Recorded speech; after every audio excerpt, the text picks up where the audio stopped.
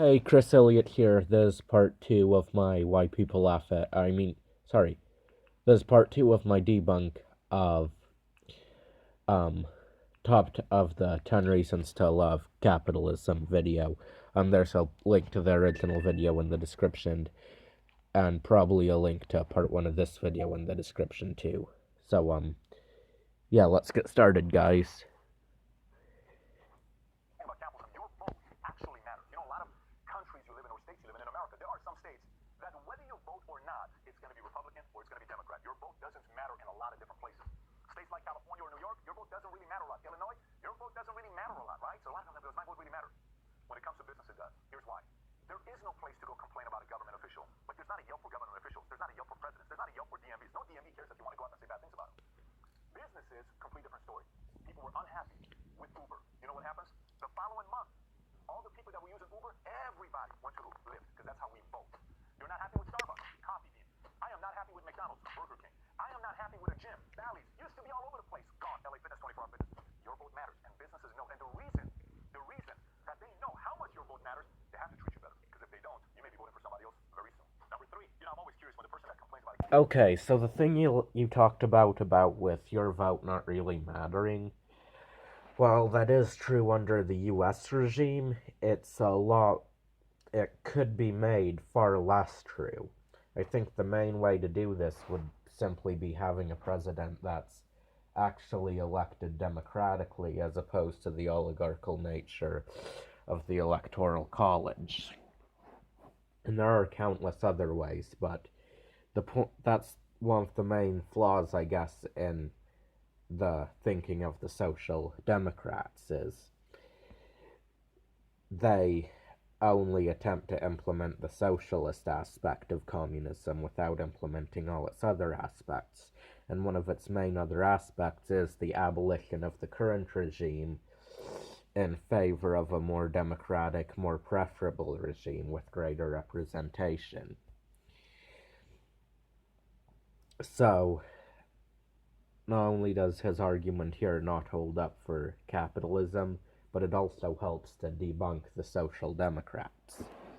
So, yeah, that is a somewhat good point he made, but it does not justify capitalism at all. I'm always curious when the person that complains about a capitalism video, I think about entrepreneurship, something like that about business. The person complains, capitalism's the worst system, and they're complaining on their iPhone or their smartphone on YouTube, all started by capitalists. Which, by the way, this is a completely different perspective to give you for you to be thinking about. What does innovation do for you?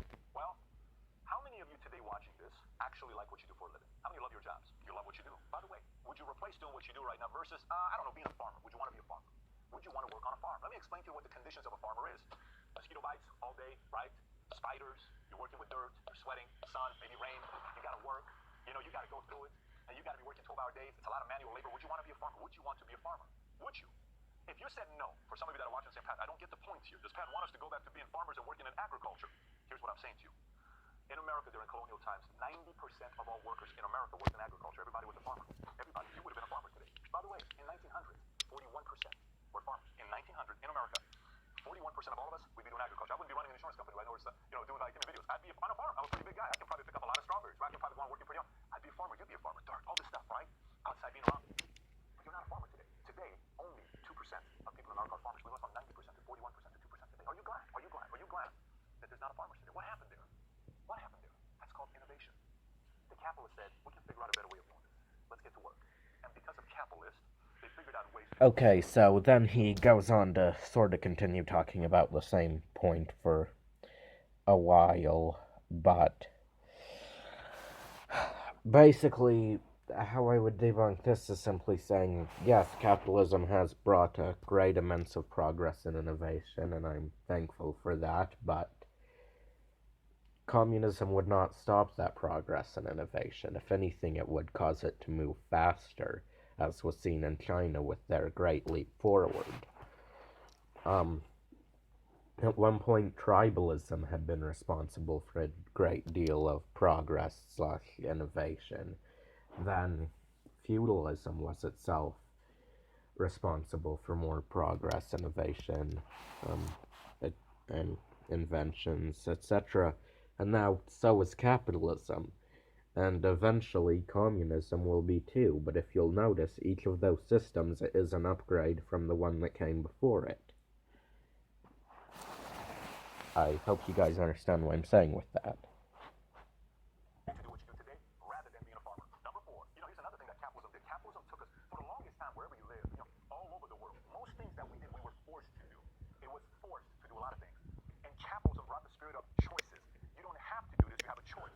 You don't have to work here, it's a choice, right? You don't have to do anything, it's a choice. Let me give you an example. For many years in America, everybody, if you were a certain age and if America needed soldiers, you were forced to go into the army or the military. It was called the draft. And people hated it. Many of the younger generation is not going to know about it. When I was in the U.S. Army, I went by choice. A lot of people would tell me stories who were older that it used to be by force. You were drafted. And people would, I'm flat-footed. I'm the only child. I have health issues. My blood type is this. I don't see very well. People would make up all these different excuses to avoid being drafted, right? Do you know why the draft went away in America? Why do we not have a draft in America today? Well, a Nobel Prize winner named Milton Friedman, who, if you haven't watched any of his videos, just go on Google, type in Milton Friedman, and watch every one of his debates. He's fascinating, right? He said, if America is about capitalism and capitalism is about choices, we should make the same with military and get away with draft. Why? Because if you get people who join the army by choice, you have better soldiers. Then you get people who you force to go to war. Why not let people choose to serve their country where it matters to them, then force them to go in? It's like making somebody do something they hate. The spirit of capitalism got away with the spirit of force. That's why there's no longer draft in America. Number five. So you know how you hear this entire... I'll actually give him that one, but the same thing could be maintained under communism. It's just that this particular gift happened to have been given to us by capitalism. Similarly, there's a lot of gifts given to us by feudalism that were maintained under capitalism. It'll be the same way when capitalism's overthrown by a communist party. Number five. So you know how you hear this entire thing about redistribution of wealth? Oh my God, socialism sucks because you got to redistribute wealth. Here's why it sucks. It sucks because it forces you to redistribute your wealth. Unlike capitalism, let me explain. Bezos was recently interviewed, and they asked him, they said, hey, how do you feel about the fact that you're worth $160 billion? He says, I don't feel bad about it because the company's worth $1 trillion, and I'm worth $160. That means I have redistributed wealth to other people and made them $840 billion. Let me say this one more time. A company spread out amongst over a billion people. Spread out amongst over 20 million people.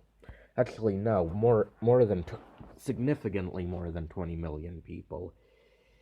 It is, if you look it up, you will actually find that the company Amazon has... Oh, hold on, I was actually wrong on that point. I looked it up and I was wrong. Amazon only has roughly 1 million employees currently. So that's 800 billion, slightly over 800 billion distributed amongst roughly 1 million. And then second, when the Amazon rainforest was on fire, the place that Bezos named his company after, the amount of money raised for it was less than he makes in a single day. Yeah. But think about that. value or invested into Amazon. Now that is my kind of redistribution of wealth because it's by choice, not by force. Number six. So remember, the whole concept of capitalism has a lot of different spirits. Another spirit about capitalism is the fact that you have to improve. If you don't improve, you're going to take a hit. And this happens all the time in business, but it also happens all the time in life. How many times have you met somebody that doesn't take care of their health? They eat McDonald's 3 times a day. They go eat fast food all the time. They eat cheesecakes, sweets, Coke, all this stuff. They smoke, they drink, and they just look unhealthy, right? And people are surprised. I can't believe this guy died at 49 years old. I can't believe this person died at 52. Now look at this other person. They live 93 years old and 99 years old and 91 years old. And for some of you that always look for the anomaly, well, I know my grandfather smoked for 58 years and he's 92 still alive. Remember, I'm not talking about 100%. I'm talking majority. I'm not looking for a perfect formula. The point I'm trying to make you is the following. Those who focus on improving last a long time. Business is the same way. If you don't improve your business and your name is Sears, you could potentially be put out of business by a guy named Amazon, ran by Jeff Bezos, who constantly is focused on improving. By the way, here's the part that everybody has to realize. There was a time that people said Sears will never file bankruptcy. Progress is one of the 5 cornerstones of communism. And anyway, this video was pretty much over now. I'm gonna, cause it's starting to get too long, I'll make part 3 soon. But I guess there's one thing I want to show you guys.